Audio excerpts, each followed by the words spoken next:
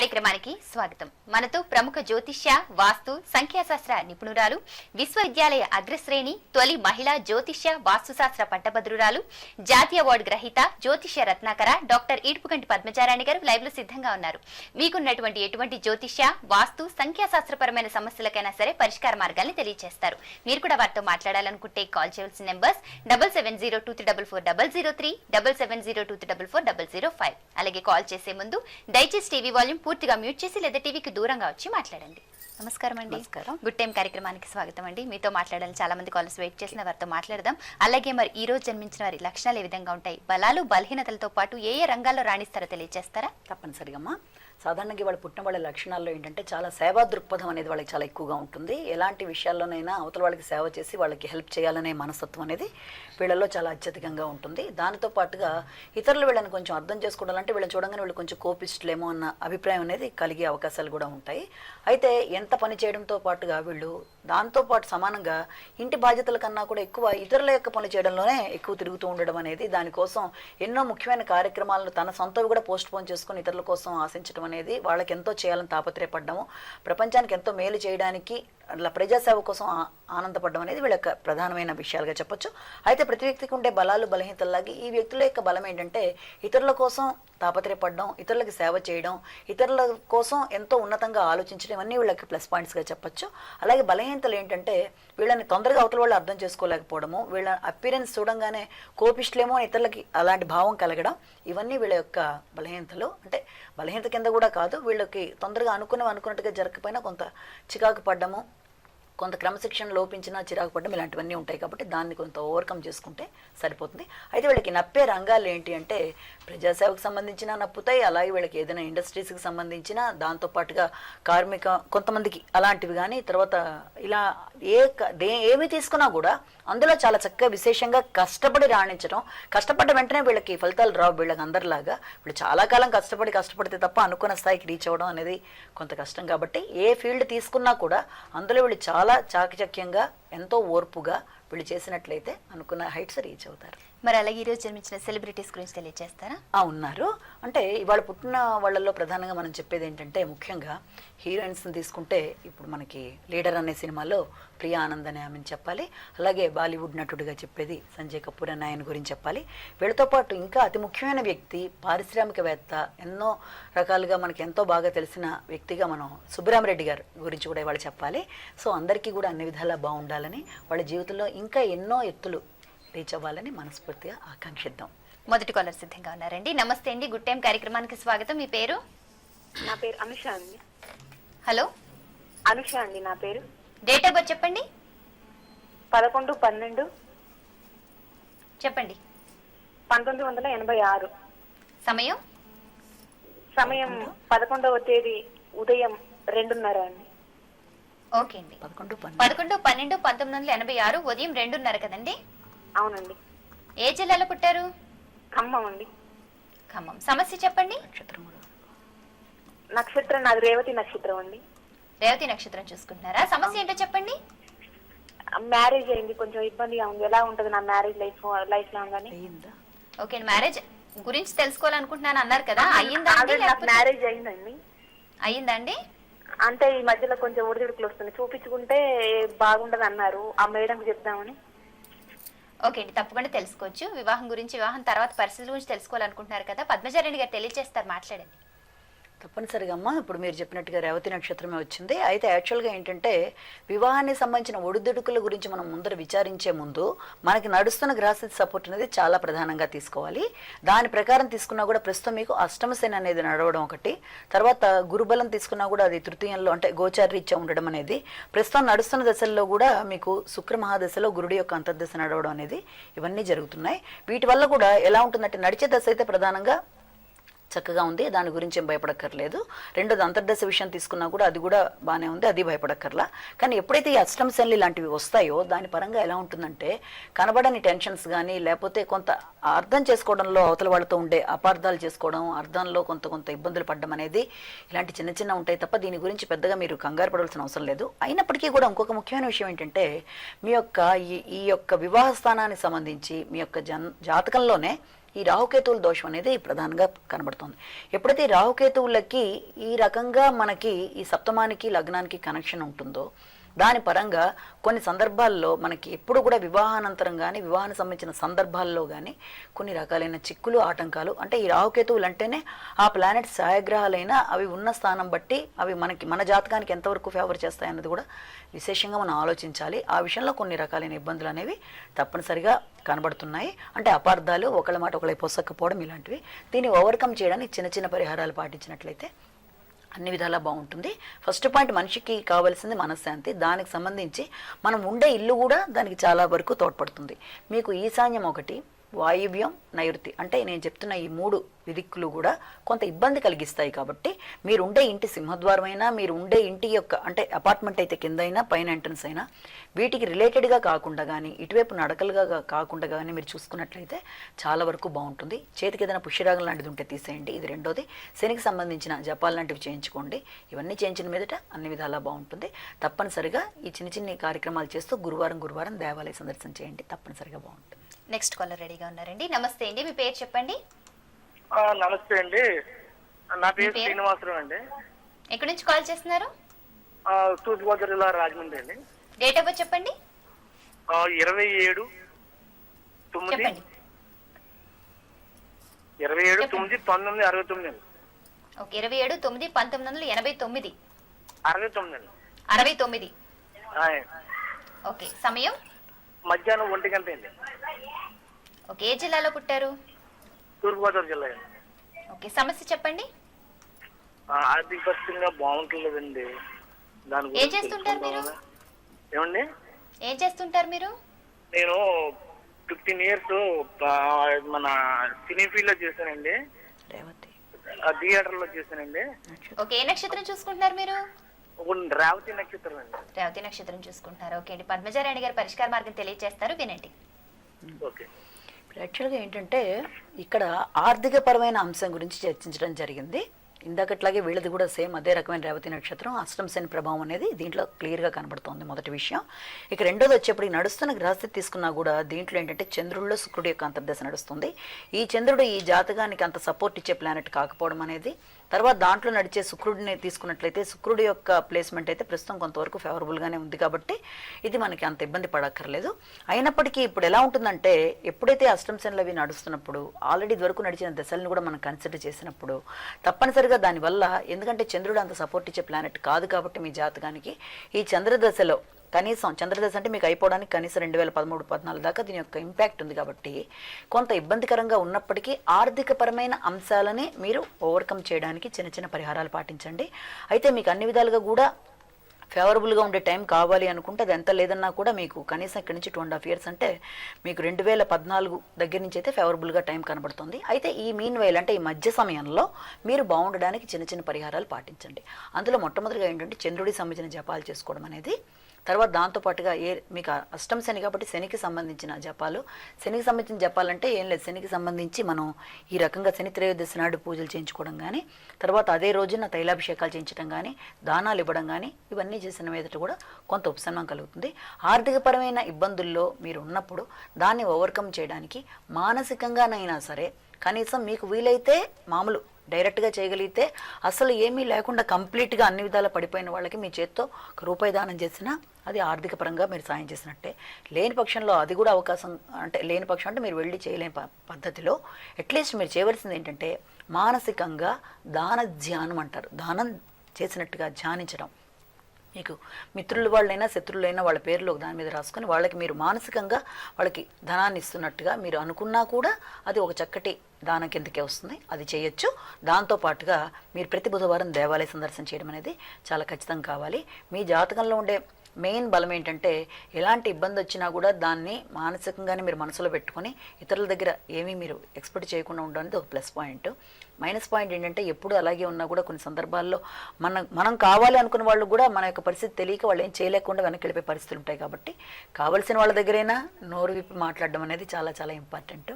అది అలవాటు చేసుకోండి, చాలా చాలా బాగుంటుంది లైఫ్. నెక్స్ట్ కాలర్ రెడీగా ఉన్నారండి. నమస్తే అండి, మీ పేరు చెప్పండి. నమస్తే అండి, నా పేరు మురళి అండి. కొంచెం గట్టిగా మాట్లాడాలి. ఎక్కడి నుంచి కాల్ చేస్తున్నారు? హైదరాబాద్ నుంచి కాల్ డేట్ ఆఫ్ బర్త్ చేస్తున్నాను. చెప్పండి. 5th July 1981 అండి. 5th July 1981. అవునండి. సమయం సమయం డే టైమ్ 12:30. ఓకే. మధ్యాహ్నం 12:30. ఏ జిల్లాలో పుట్టారు? నల్గొండ జిల్లా అండి. ఓకే. సమస్య ఏంటో చెప్పండి. మేడం, ఈ సంవత్సరమే వ్యాపార రంగంలో అడుగు పెట్టాను, సినిమా రంగంలో. సో ఏంటంటే ఫస్ట్ ఇన్వెస్ట్ చేశాను జనవరిలో. ఇన్వెస్ట్మెంట్ మాకు ఓకే, రిటర్న్స్ బిజినెస్ లో రాలేదు. ఇంప్రూవ్మెంట్ గురించి తెలుసుకోవాలనుకుంటున్నారు. మరి ఏ నక్షత్రం చూసుకుంటున్నారు మీరు? మాకు మఖా నక్షత్రం చెప్పారండి. మఖా నక్షత్రం. ఓకే అండి, పద్మజారాణి గారు తెలియజేస్తారు, వినండి. అంటే వ్యాపారంలో అడుగు పెట్టారా, పెడదాం అనుకుంటున్నారా అయినా? బిజినెస్ లో ఇంప్రూవ్మెంట్ అంటున్నారు. ఇంప్రూవ్మెంట్. Okay okay. యాక్చువల్గా ఏంటంటే ఆల్రెడీ ఇప్పటిదాకా నడిచిన గ్రహస్థితిని తీసుకున్నట్లయితే అది ఏలినాటి అనేది నడిచింది. ఇప్పుడు దాని యొక్క ప్రభావం పోయి ఫేవరబుల్ టైం అయితేనే ఉంది. దాంట్లో అంటే గోచార రీత్యా తీసుకుంటే దాని విషయంలో మనకి ఇబ్బంది లేదు, మొదటి పాయింట్. అయితే మీరు వ్యాపారం మొదలుపెట్టింది ఏమైనా ఏలినాటి శనిలో మొదలు పెట్టారా అన్నది ఒకటి మీరు గమనించుకోవాలి. అది కనుకైతే కొంత మీరు ఇబ్బంది పడుతూ ఉంటారు. దానికి ఓవర్కమ్ చేయడానికి ఫలితాలు మనం చూసుకోవాలి. ప్రస్తుతం నడుస్తున్న దశ తీసుకున్నా కూడా మీకు చంద్రదశ నడుస్తుంది, దాంట్లో కుజుడి యొక్క అంతర్దశ నడుస్తుంది. ప్లాంటరీ పొజిషన్ తీసుకున్నా కూడా వాటి యొక్క ప్రభావం సో అంటే ప్రస్తుతం అంత మీకు కనీసం కుజుడు వెళ్ళిపోయి రాహు వచ్చేదాకా, అది ఎప్పుడు వస్తుందంటే నెక్స్ట్ ఇయర్ ఏప్రిల్ తర్వాత వస్తుంది. రాహు వచ్చాక అన్ని విధాలుగా కూడా తప్పనిసరిగా మంచి ఇంప్రూవ్మెంట్ అనేది ఉంటుంది. అంటే ఒక 1 ఇయర్ పాటు ఇక్కడి నుంచి పోనీ తీసుకున్నా కూడా ఈ 1 ఇయర్లో ఇంప్రూవ్మెంట్ అనే దానికి చిన్నగా అవకాశం ఉంది. దాన్ని బాగా మీరు పెంచుకోవడానికి చేయవలసిన పరిహారాలు ఏంటన్నది ఇప్పుడు మనం ప్రధానంగా మాట్లాడుకోవాలి. ఒకవేళ మీరు బిజినెస్కి మొదలుపెట్టిన ప్లేస్ కానీ లేకపోతే మీరు ఉండే ఇల్లు కానీ ఈశాన్యం రిలేటెడ్గా ఉందన్నది చూసుకోండి. ఈశాన్యం అనేది మీ జాతకానికి అంత ఫేవరబుల్ కాదు కాబట్టి యాక్చువల్గా ఏంటంటే వాస్తు ప్రకారం చాలామంది ఎవరినైనా జనరల్గా కేవలం జ్యోతిషపరంగా మాత్రమే సంబంధం ఉండి వాస్తులో ఎక్కువ అనుభవం లేని వాళ్ళందరూ జనరల్గా చెప్పేది ఏంటంటే ఈశాన్యం, తూర్పు, ఉత్తరం 3 చాలా మంచివి, ఎవరైనా సరే అందులో కట్టుకోండి అని చెప్తూ ఉంటారు. కానీ అది ప్రధానం కాదండి. మనం గట్టిగా చూసుకున్నట్లయితే రెండింటినీ క్లబ్ చేసి చూసుకోవాలి. వ్యక్తి ఎదుగుదలలో జ్యోతిష్యంతో పాటు సమాన స్థాయిలో వాస్తు యొక్క ప్రభావం కూడా ఉంటుంది.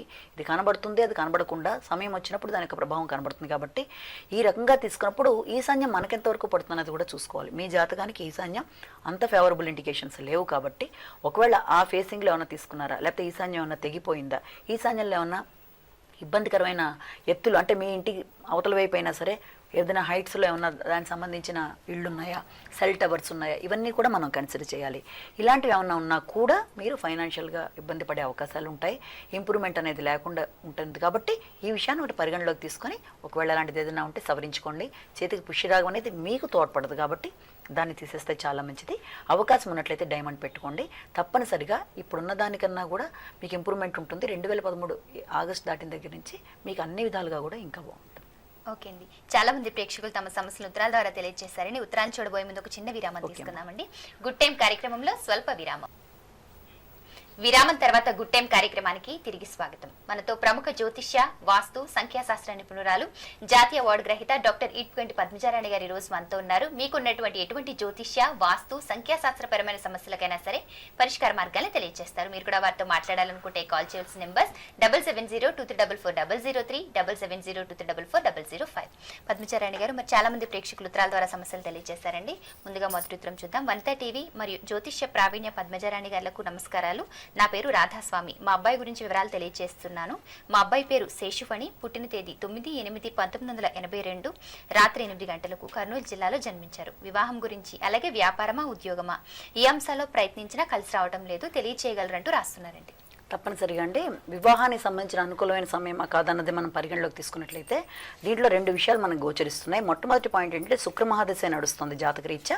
శుక్రుల్లో అంతర్దశ తీసుకున్నట్లయితే ప్రస్తుతం మనకి రాహు అంతర్దశ అనేది స్టార్ట్ కాబోతోంది. దాదాపుగా ఒక 2.5 సంవత్సరాల పాటు ఉంటుంది. 2012 నుంచి 2015 దాకా దీని యొక్క ప్రభావం ఉంటుంది. అది ఇంకా స్టార్ట్ కాబోతోంది జస్ట్. అయితే ఈ సమయం అనేది అనుకూలత అనేది వివాహానికి అయినప్పటికీ కూడా మీ జాతకానికి ఎప్పుడైతే శుక్రుడు కొంత ఇబ్బంది పెట్టే ప్లానెట్ అంటే అంత మీకు సపోర్ట్ ఇవ్వగలిగిన ప్లానెట్ కాదు కాబట్టి చాలా అంశాలు అనుకుంటున్నా కూడా అవి ముందుకు వచ్చి వెనక్కి వెళ్ళిపోవడం, అంటే అది వివాహం రీత్యా తీసుకోవచ్చు, వృత్తిపరంగా తీసుకోవచ్చు, ఏదైనప్పటికీ అంత సపోర్ట్ ఇచ్చే సమయంగా ఇది ప్రస్తుతం కనబట్టలేదు. రెండోది ఏంటంటే నడుస్తున్న సమయాన్ని తీసుకున్నా కూడా గోచార రీత్యా తీసుకున్నట్లయితే అష్టమశని అనేది నడుస్తుంది. ఈ అష్టమశని ప్రభావం ఒక పక్కన, రెండోది ఈ శుక్రుల్లో రాహు నడుస్తున్నది ఇంకా మొదలు కాలేదు, కాబోతోంది. కాబట్టి ఈ కాంబినేషన్ అనేది అంతా కలిసి వచ్చినప్పుడు అంటే దాదాపుగా మీకు ఒక 2 ఏళ్ళు పోయిన దగ్గర నుంచి అన్ని విధాలా ఫేవరబుల్గా ఉంటుంది. కానీ ఈ లోపల అంటే 2012 to 2015 మధ్య టర్నింగ్ పాయింట్ అయినప్పటికీ కూడా చిన్న చిన్న పరిహారాలు పాటించినట్లయితే పెద్ద ఇబ్బంది పడకుండా మీరు ఆశించిన దాంట్లోకి వెళ్ళే అవకాశాలు ఉన్నాయి. ఇక రెండోది, మీరు వృత్తిపరంగా చేసే అవకాశం ఉందా, లేకపోతే నేను ఏదైనా వ్యాపారం అని అడిగారు. వ్యాపార పరంగా మీరు ఏం చేయాలనుకుంటున్నారో దీంట్లో మీరు మెన్షన్ చేయాలి. ఎందుకంటే వ్యాపారం అంటే అనేక రకాలైన ఉంటాయి. వాటిల్లో మీరు ఏదనుకుంటున్నారన్నది కూడా మనకి ప్రధానంగా కావాలి. ఏది ఏమైనప్పటికీ కూడా వ్యాపారం ఒకవేళ పెట్టాలి అనుకున్నా కూడా తన పేరు మీద కాకుండా తనకి ఇంకెవరిదన్నా జాతకం బాగుంటే వాళ్ళ పేరు మీద పెట్టి తను నడిపినట్లయితే చక్కటి శుభసూచకంగా చెప్పొచ్చండి. అది దానికి కూడా ఇప్పుడైతే సమయం కాదు. దేనికైనా కొంతకాలం ఆగవలసిన సమయం అయితే ఉంది. దాదాపుగా ఒక 1 year అయినా ఆగాలి. ఎందుకంటే గురుబలం కూడా మనం ప్రధానంగా తీసుకోవాలి కాబట్టి ఎలా తీసుకున్నా 2014-15 మధ్య చక్కటి టర్నింగ్ పాయింట్ ఇస్తుంది. ఈ లోపల ఏదైనా వివాహం అయినా ఏదైనా వృత్తిలోకి వెళ్ళినా కూడా అన్ని విధాలా ఫుల్గా హ్యాపీగా స్టార్ట్ అయ్యేది లైఫ్ అప్పుడే. ఈ లోపల చిన్న చిన్న పరిహారాలు ఏంటంటే శుక్రవారం దేవాలయ సందర్శన. ఒకవేళ ఏమైనా ఆగ్నేయ దోషం ఉందేమో అది చూసుకోండి. ఆగ్నేయంలో ఏమన్నా తెంపు కానీ ఏదన్నా ఆగ్నేయం పెరగడం కానీ ఏదైనా ఇబ్బందులు ఆగ్నేయపరంగా ఉన్నాయేమో వాటిని సరిచేసుకోవడం తప్పనిసరిగా కావాలి. దీంతో పాటుగా చేతికి ఏదైనా వైట్ స్టోన్స్ కానీ డైమండ్ కానీ ఉంటే అవి కూడా తీసేయండి. చేతికి అవకాశం ఉంటే నీలం పచ్చ కలిపి పెట్టుకున్నట్లయితే కుడి చేతి మధ్య వేలికి తప్పనిసరిగా మంచి ఫలితంగా చెప్పొచ్చండి. ఈ కార్యక్రమాలని చేసిన మీదట అతనికి అన్ని విధాలుగా కూడా డెవలప్మెంట్ అనేది ఉంటుంది. ఓకే అండి. పద్మచారాణి గారు మరొక ఉత్తరం చూద్దామండి. సిద్ధాంత్ గారు సికింద్రాబాద్ నుంచి రాస్తున్నారు. డేట్ ఆఫ్ బర్త్ 1972 మే 1వ తేదీ అంటండి. 1972 మే 1వ తేదీ ఉదయం 11:40 జన్మించారట. అయితే ఇక్కడ కాదు, కర్ణాటకలో జన్మించని రాస్తున్నారు. లైఫ్ అంతా అప్ అండ్ డౌన్గా ఉంది. 23 సంవత్సరాల నుండి అలాగే అనిపిస్తుంది అన్నట్టుగా రాస్తున్నారు. అలాగే వారి భార్య విషయంలో కూడా ఎలా ఉంటుందో తెలియచేయమంటున్నారు. భార్య బాగా ఉంటుందా లేదా అని అడుగుతున్నారండి. ఫ్యూచర్ లైఫ్ గురించి అడుగుతున్నారు. అంటే భార్య బాగా ఉంటుందా లేదా అన్న విషయంలో, అంటే వివాహం అయిందా ఆయనకి రాశారండి. అంటే వైఫ్తో తన యొక్క రిలేషన్ గురించి అడగడం అయింది. ఓకే, అంటే ఎప్పుడు కూడా గుర్తుపెట్టుకోండి, ఇక్కడ ఎవరిది మట్టుకు వాళ్ళ వరకే మనం డిస్కస్ చేయడానికి అవకాశం ఉండే సమయంగా చెప్పగలం. ఇప్పుడు అంటే వాళ్ళకి ఇప్పుడు మీకు మంచి దశలు నడుస్తున్నాయి. ఉదాహరణ మీకు నడుస్తున్న దశను తీసుకున్నట్లయితే మీ జాతక ప్రకారం శుక్రమహాదశలో మీకు శుక్రమహాదశ మెయిన్గా నడుస్తుంది. బుధుడి యొక్క అంతర్దశ నడుస్తుంది.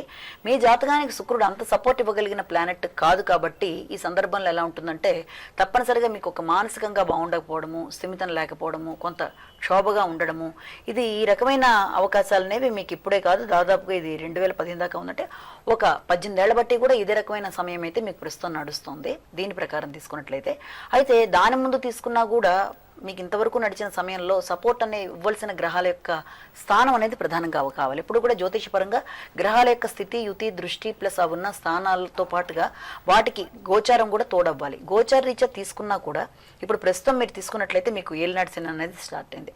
ఇది దాదాపుగా 2011 నుంచి 7.5 సంవత్సరాల పాటు ఉంటుంది. అంటే అలా తీసుకున్నా అది కొంత సపోర్ట్ అనేది తక్కువగా ఉంది. నడుస్తున్న శుక్రదశ యొక్క సపోర్ట్ తక్కువగా ఉంది. వీటి వల్ల ఎలా ఉంటుంది, చికాకుగా, గందరగోళంగా, మానసికంగా బాగుండకపోవడం, ఏ రకమైన విషయాల్లో కూడా అభివృద్ధి అనేది గోచరించకపోవడం, ఇలాంటివన్నీ కూడా ఉన్నప్పటికీ కూడా ఇది వివాహానికి సంబంధించి కావచ్చు, వృత్తిపరంగా కావచ్చు, ఆర్థికపరమైన, సంసారపరమైన అన్ని విషయాల్లో కూడా మీకు అంత ఆనందకరంగా ఉండే పరిస్థితులు అయితే ప్రస్తుతం ఉన్నప్పటికీ ఎప్పుడు అలా ఉంటుంది అనుకోకర్ల. ప్రతిదానికి మనం పరిహారాలు పాటించినట్లయితే దాంట్లో నుంచి మనం ఈజీగా బయటపడవచ్చు. అయితే మీ జాతక ప్రకారం ఒకసారి మీరు వెరిఫై చేసుకోవాల్సింది ఏంటంటే వ్యక్తి జీవితం మీద వాస్తు అనే దాని ప్రభావం కూడా చెప్తాం కాబట్టి వాస్తుపరంగా ఏమన్నా మీ దానికి ఆగ్నేయ దోషం ఏమన్నా ఉందా, మీరు ఉండే ఇంటికి, లేకపోతే ఏమన్నా పశ్చిమ ముఖద్వారంగా ఏమైనా ఉంటున్నారా, ఇది కూడా మీరు గమనించుకోవాల్సిన అవసరం అయితే చాలా మట్టుకు ఉంది. ఒకవేళ అవి కనుక ఇబ్బంది పెట్టే స్థానాలుగా మీ జాతకానికి ఉంటే, అంటే పశ్చిమంలో ఏమన్నా మీకు వాటర్ ఫ్లోలా ఉన్నా, పశ్చిమ ముఖద్వారమే అవ్వక్కర్లా, పశ్చిమంలో మీకు ఏదైనా డౌన్లో ఉన్నా, ఇవన్నీ కూడా పశ్చిమానికి సంబంధించిన ఇబ్బందులు. ఆగ్నేయంలో వాటర్ ఫ్లో, ఆగ్నేయం తెగడం పెరగడం ఏదైనా సరే అది కూడా ఒకసారి సరి చూసుకోండి. రెండో శుక్రుడికి సంబంధించిన జపాలు చేసుకోవడము.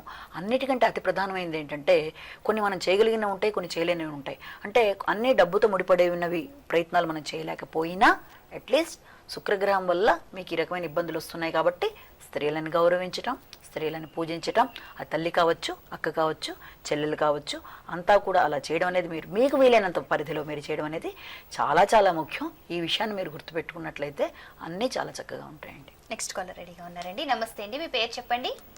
రవి అండి. కొంచెం గట్టిగా మాట్లాడాలి. ఎక్కడి నుంచి కాల్ చేస్తున్నారు? హైదరాబాద్ నుంచి. డేట్ ఆఫ్ బర్త్ చెప్పండి. 28/6/1967. 28/6/1964. 67. 67. 28/6/1967 కదండి? అవునండి. సమయం చెప్పండి. ఈవినింగ్ 5:20. ఓకే, సాయంత్రం 5:20. ఏ జిల్లాలో పుట్టారు? గుంటూరు. ఓకే, సమస్య ఏంటో చెప్పండి. బిజినెస్ అట్లా ఉంటుంది. మరొకసారి చెప్పండి. బిజినెస్ ఎట్లా ఉంటుంది? బిజినెస్ చేస్తున్నారా ప్రెసెంట్? ఏం బిజినెస్ చేస్తున్నారు? అవును, కన్స్ట్రక్షన్. కన్స్ట్రక్షన్ బిజినెస్ ఎలా ఉంటుందని అడుగుతున్నారు. మీరు ఏ నక్షత్రం చూసుకుంటున్నారు? పూర్వభద్ర. ఓకే అండి, పద్మజారెడ్డి గారు తెలియజేస్తారు, వినండి. యాక్చువల్గా ఏంటంటే వృత్తిపరమైన అభివృద్ధి గురించి అడగడం జరిగింది. యాక్చువల్గా గత 2.5 yearsగా సమయాన్ని మనం తీసుకున్నట్లయితే దాంట్లో అది అంత చెప్పుకోదగినంత ఫేవరబుల్గా అయితే టైం నడవలేదు. దానివల్ల కన్స్ట్రక్షన్ వర్కే కావచ్చు, ఏదైనా సరే ఆయనకు అన్నీ కూడా అది అవరోధాలు లాంటి సమయం అయితే ఇప్పటిదాకా నడిచింది.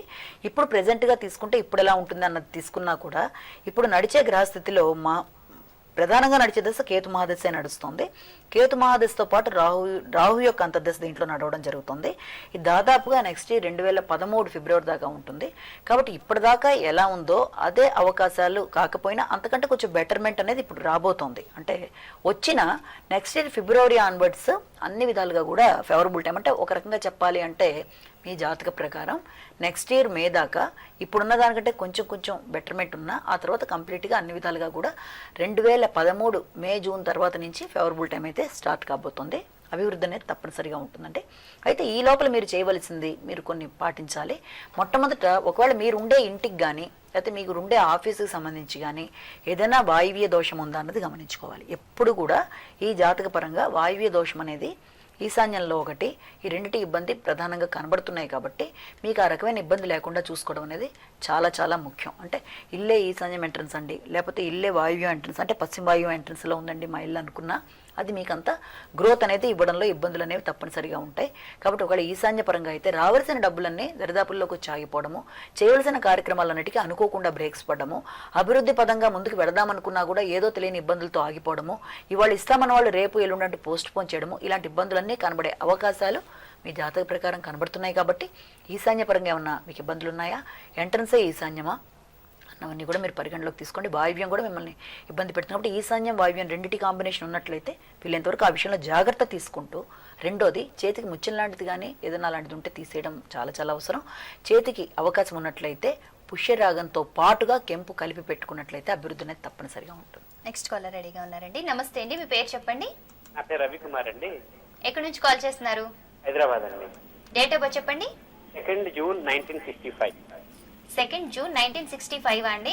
అవునండి. ఓకే, సమయం రాత్రి 10 గంటలకండి. రాత్రి 10 గంటలకు. ఏ జిల్లాలో పుట్టారు? రాయమండ్రి. Okay, east Godavari. సమస్య ఏంటో చెప్పండి. నాకు జాబ్ బ్రేక్ వచ్చిందండి.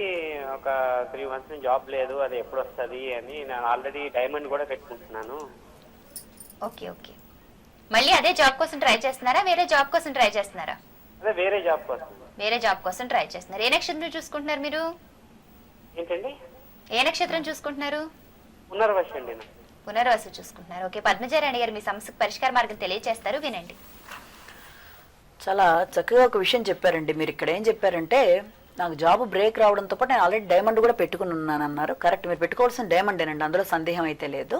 కానీ మొదట మనం ఇక్కడ గమనించుకోవాల్సింది ఏంటంటే ఈ స్టోన్ ఎప్పుడు డైమండ్ ఒకటి నీలం ఒకటి వీటికి సమయం ఎక్కువ తీసుకుంటాయని చెప్పి మనం మొన్న లాస్ట్ టైం కూడా చెప్పుకోవడం జరిగింది అనేక సార్లు.